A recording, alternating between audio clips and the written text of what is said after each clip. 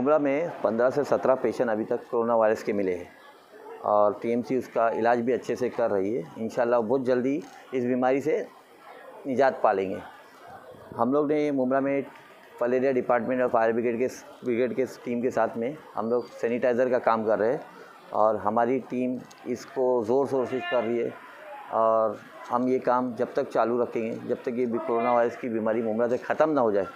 हमारा मकसद है हमारी मुमरा की हर एक गली को सैनिटाइज़र किया जाए, जिसमें हमारे अवार्ड साहब और हमारे नगर सेवक हमारा को फुल सपोर्ट कर रहे हैं।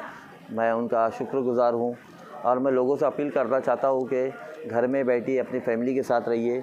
जितना आप लोग घर में रहेंगे उतने सेफ़ रहेंगे। मास्क का यूज़ कीजिए, बाहर निकल कहीं सामान लेने निकले, ज़रूरी चीज़ें लेने ही निकले, नहीं तो कुछ काम नहीं तो मत निकलिए।